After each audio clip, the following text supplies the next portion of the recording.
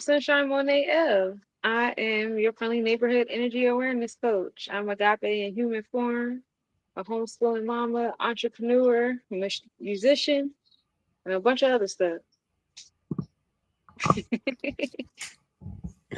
All right, welcome everybody back to another episode of Voices of the Diaspora News.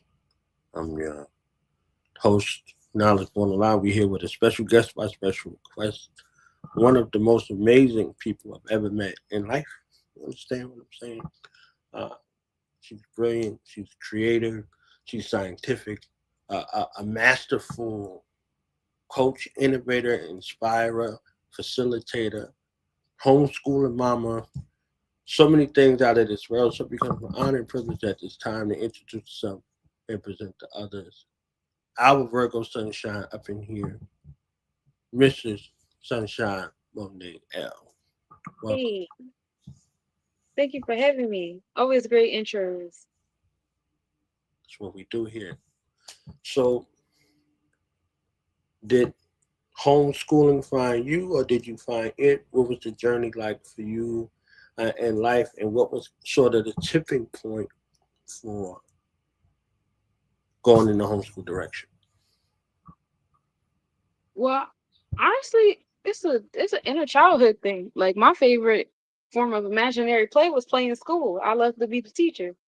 Um, when I had my oldest child, when he was in school, I was always giving him like extra work after school or like during vacations or weekends or whatever. Like, you got work with school, but you got some stuff with me too, because there's certain things that the school just wasn't teaching.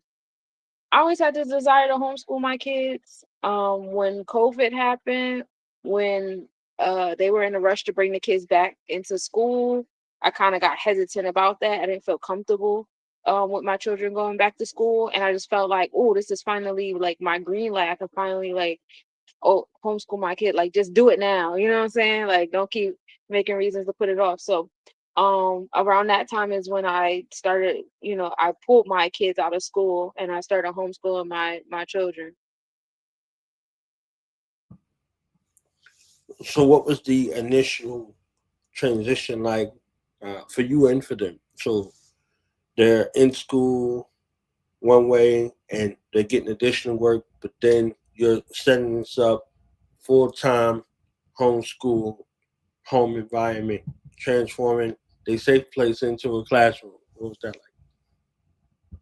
So it was kind of easy. It was like an easy transition because like I said, this was during COVID. So initially, prior to, me pulling the kids out, they were doing virtual schoolwork with the school.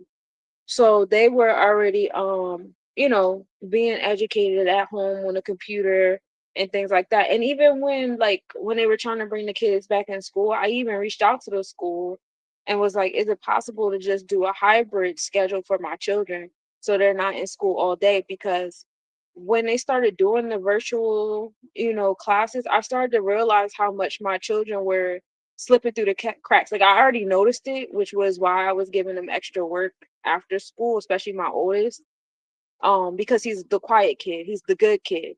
So he doesn't really get as much attention as the loud kid in class or even the smart kid in class that's obnoxious. My child was the one in the back in the middle of all of that. Um, so yeah, when they were home, I started seeing like why and how they were slipping through the cracks the way they were. It was just certain things I felt like they should know and they didn't know. And yeah, so I was just like, can we do a hybrid? And they were like, oh, we don't do this at our, district or whatever. And I was like, okay, cool. I'll do one better for you. I'll pull my kids out. So I already had like that practice with the virtual. So it was kind of like I just took some of the programs that I saw the teachers doing on top of the fact that I'm a substitute teacher. So I was already in the classrooms. I already seen the software programs they were using. I already see like how the curriculums were set up and all that stuff like that. So it was just like it was easy to emulate that. I won't lie. At first, I was running myself ragged, trying to keep up with the Monday through Friday, 8 to 3. I was on my perfectionist type, with the homeschooling. I felt like I had to do exactly the formula, so I had to like unschool myself at first, and so that I could properly homeschool them.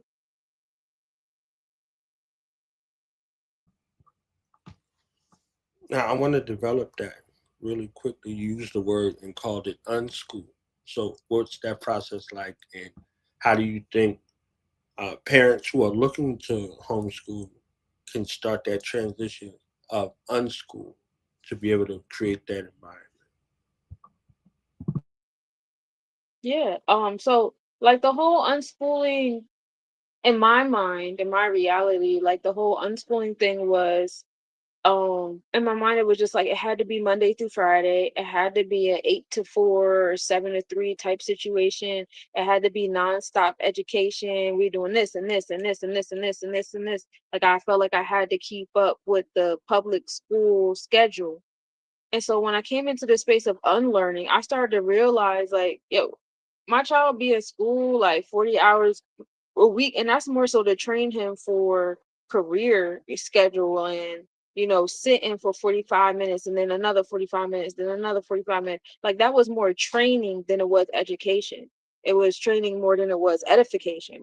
So that was like the unschooling for me and my mom. We don't do the traditional schedule because my child is a vampire.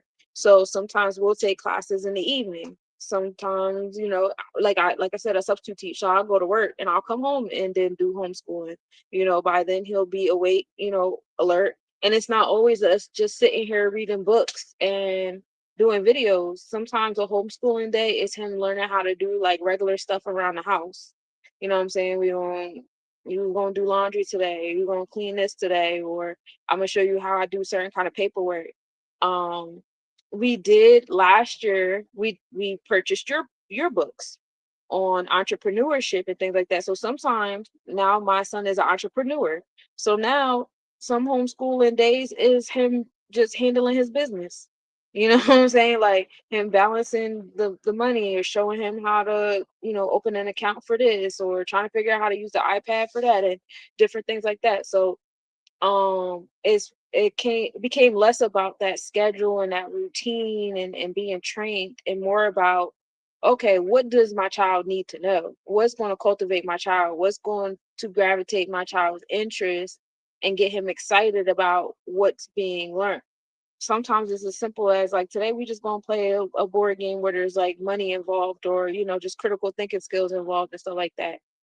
um so but that took a lot of unschooling from me because I was a straight A student. You know what I'm saying? I took pride in school and all. Like I was trained.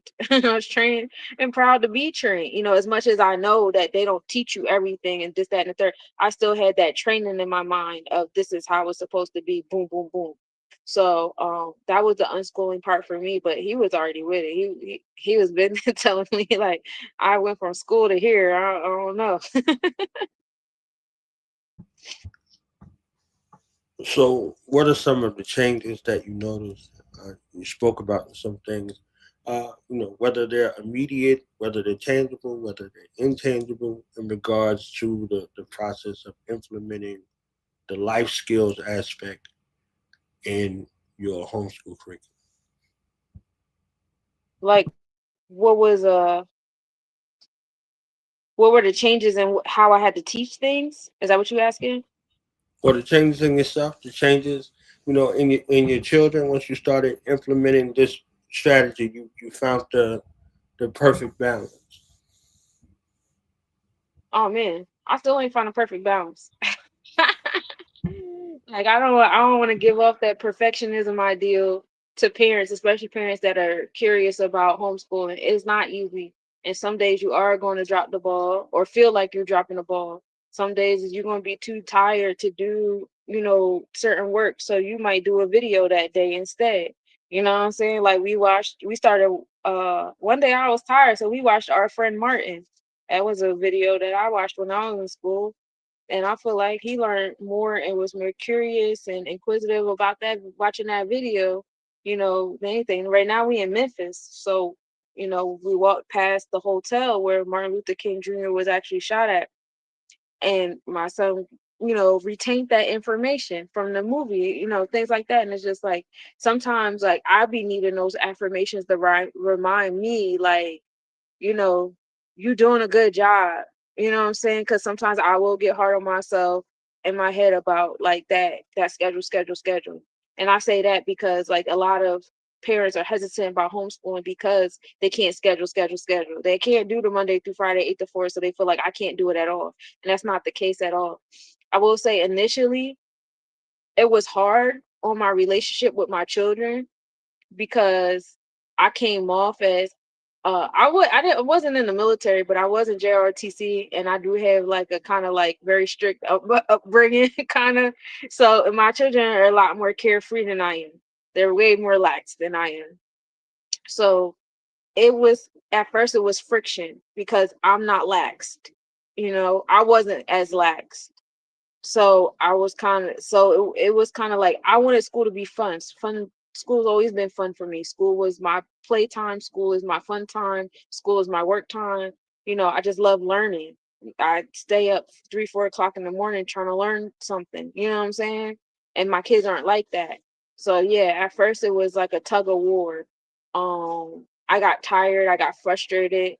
I felt like I was becoming less of like a mom, a parent, and more of like a teacher, disciplinarian in the education realm. And I didn't like that. And it made me not like homeschooling at first.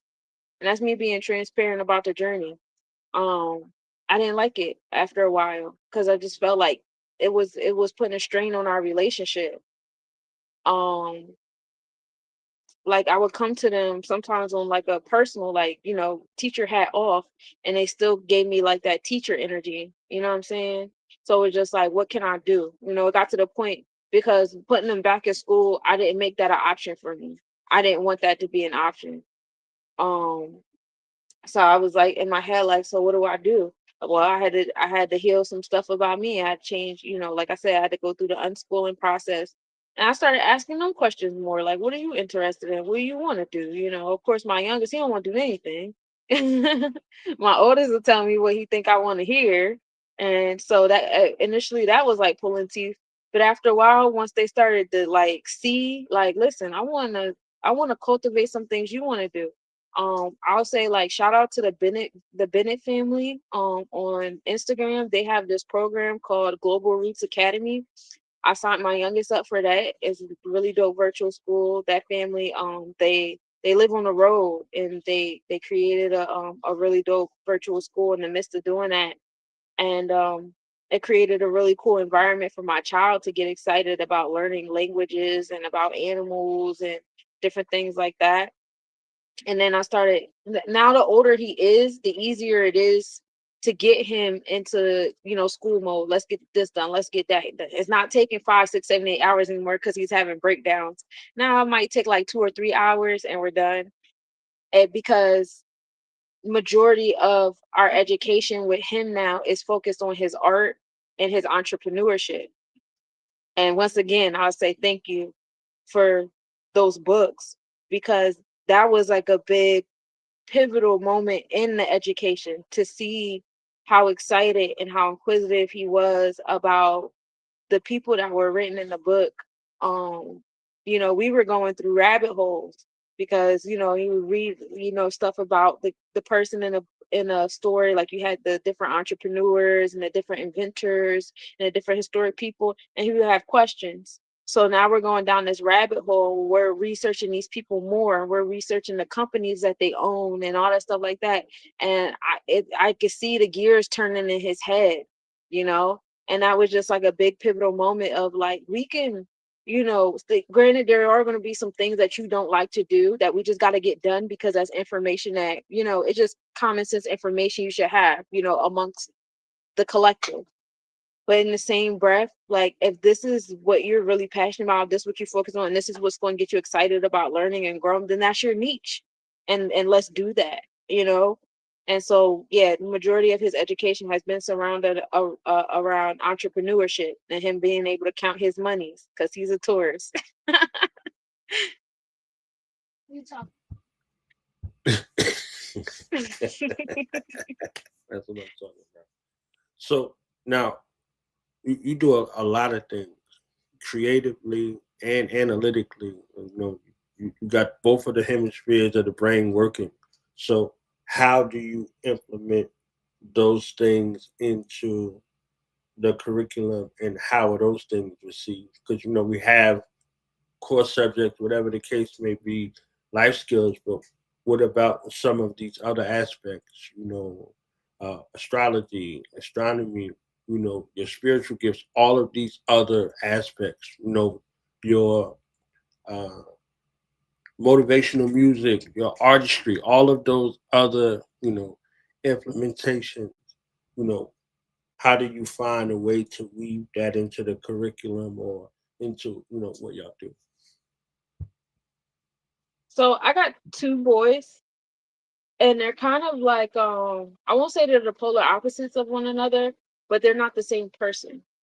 So I had to learn how to give them things that cater to them as individuals, which respectfully I know a teacher can't do in a classroom full of 18 kids, is make sure each individual has, that specified, and that's what, that's the downside of like,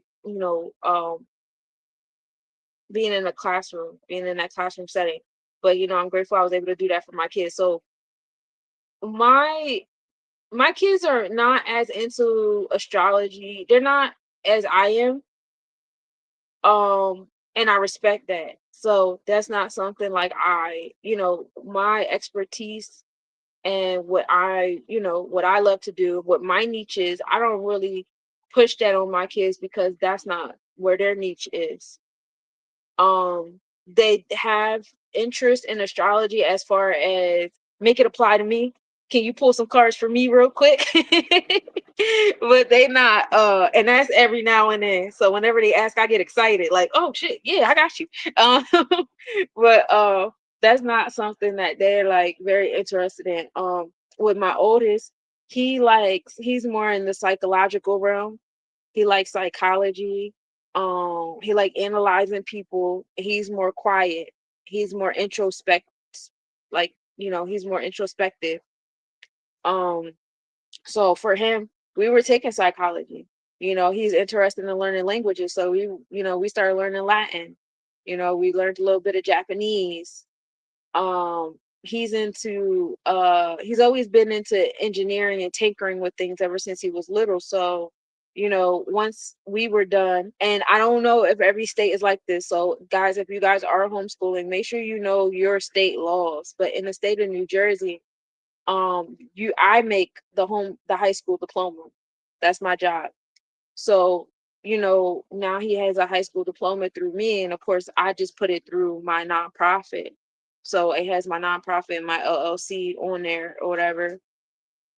And he ended up going to a college program to get his certification. That's what he's finishing up right now in this moment as we speak.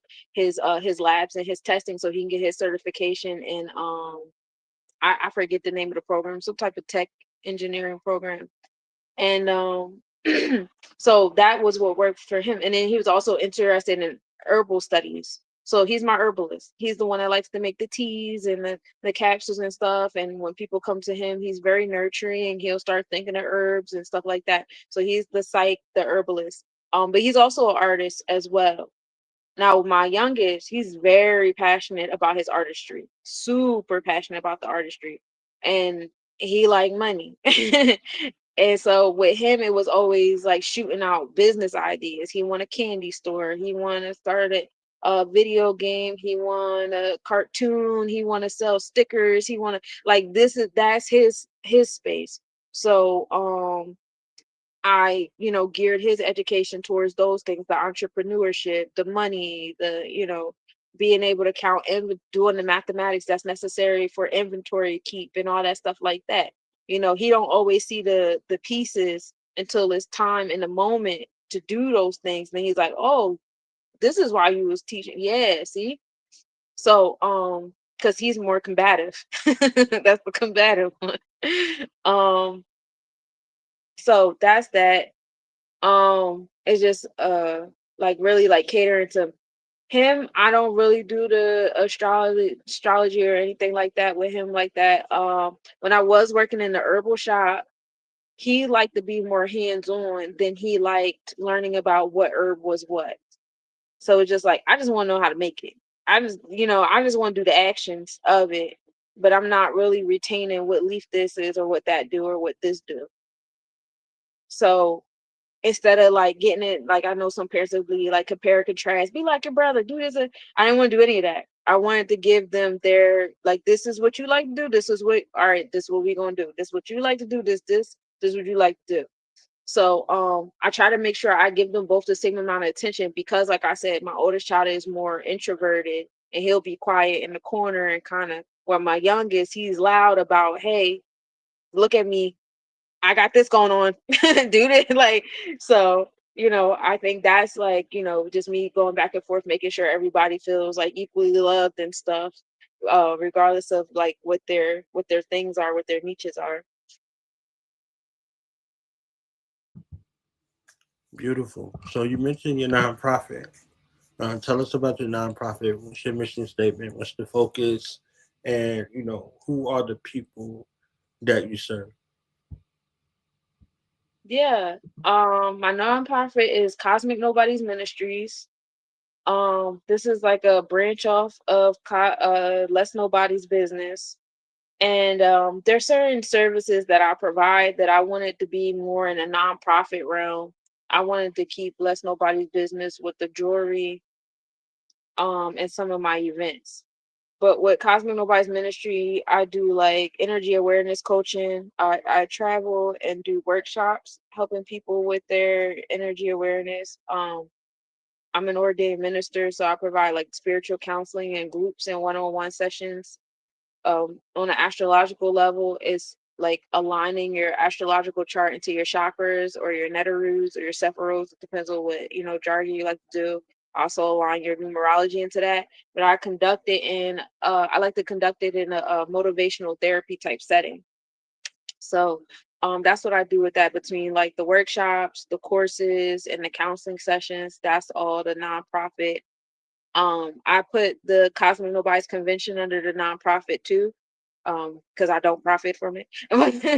But this is also like, the big picture of the Cosmic Nobody Convention is for it to be a retreat. At some point, I would like for it to be a quarterly, healing retreat situation. With the big convention happening still in the last weekend of August, because that is technically the new year, according to a lot of, different cultures, ancient Kemetic culture, Native American, Ethiopian, the new year is in August, September. So I like having the big event then, but that's what the nonprofit is. So, Sunshine Monet L's vision for the future, for your life, for your mission, for your work, for your children, and for your people. Ooh, I've been in survival mode for so long, thinking about the future. Um, what a question. I I would like to have my sons established in their privatization, with their business pursuits. I would like to have them established and confident in their establishment. Um, Confident and comfortable, definitely. As far as the nonprofit, I would like for that to continue to expand. I definitely want to travel more with my services and my products and my music. I'm hoping, project that we will be, in the mobile home, traveling with our products and services as a family, um, and just, reaching out, healing and inspiring people. You know, I would like for the nonprofit to grow, to inspire, other parents, provide a support to other people in regards of homeschooling and self-educating and self-healing, as well as healing with their loved ones.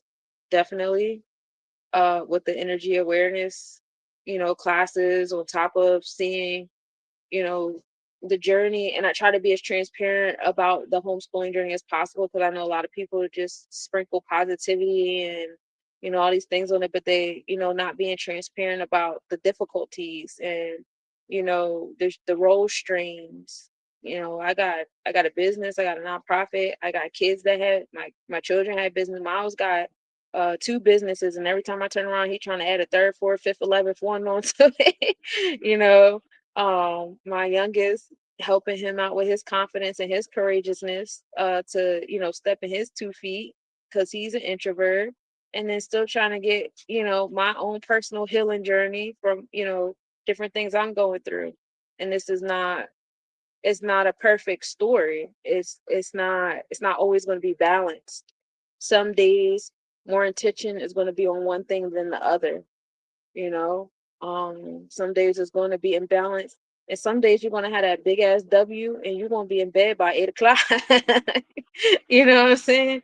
So it's just like, hopefully by me showing and sharing my journey with other people, it inspires other people to take their power back as parents, as the leader of their homes and their tribes, and say, hey, I want to be the educator to my family, because that's what it was about, when we were in our tribes. It was about, being the one that provided the information to your youth. And I want to continue to do that. Even as an educator myself, I'm still in the schools. I'm in high school now.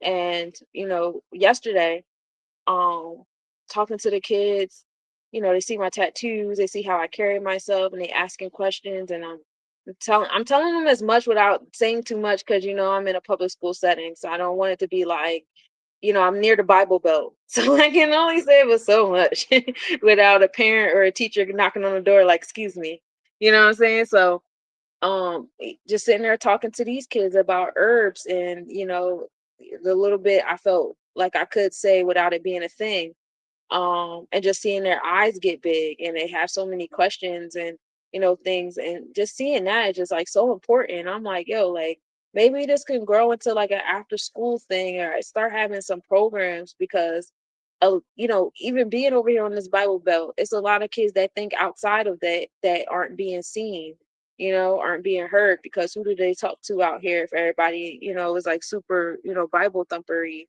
No disrespect. um but yeah, I just want to continue to expand my outreach on helping people in any way the universities I fit in any way. I'm very adaptable.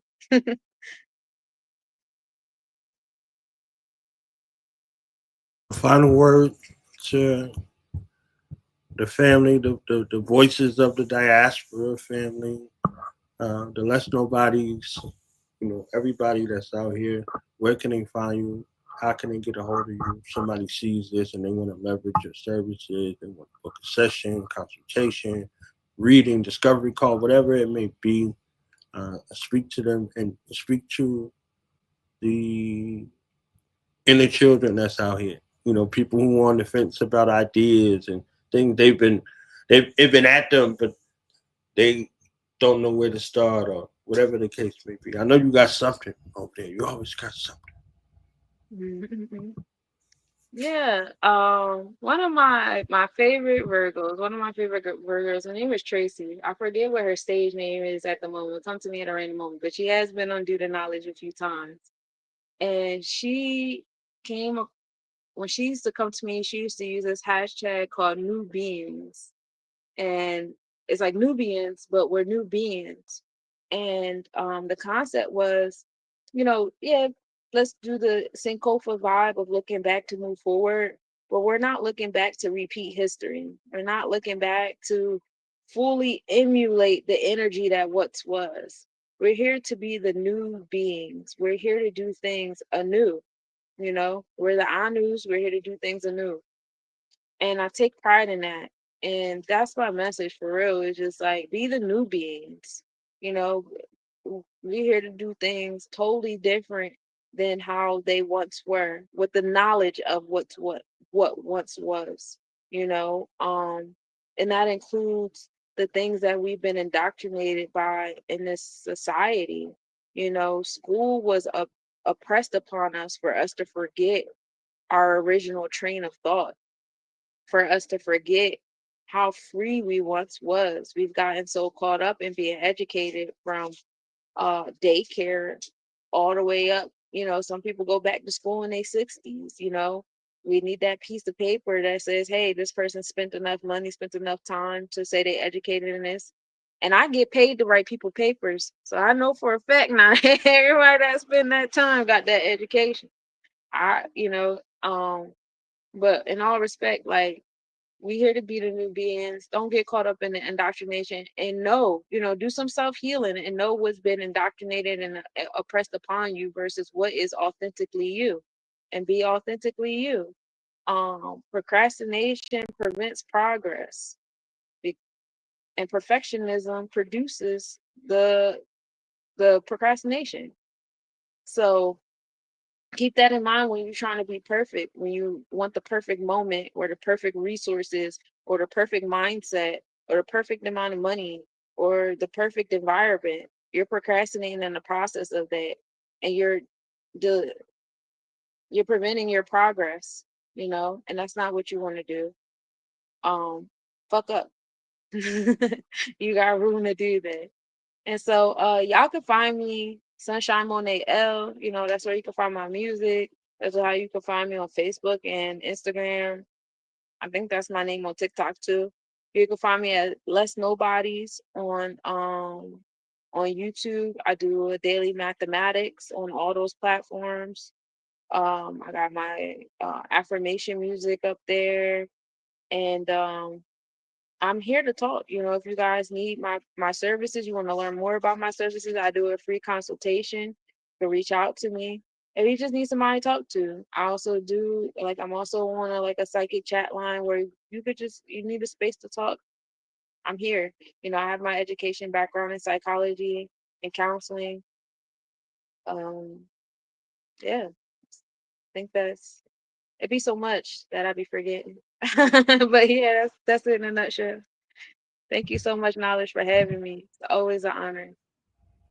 Definitely, and we're gonna have you back. And one of these days, we're gonna talk to Miles. We're gonna get in folks' business. Okay, we're gonna get in the business of the business. So, thank you, Sunshine Monet L, Thank and you.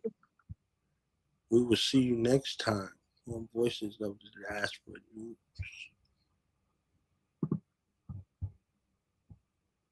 Peace.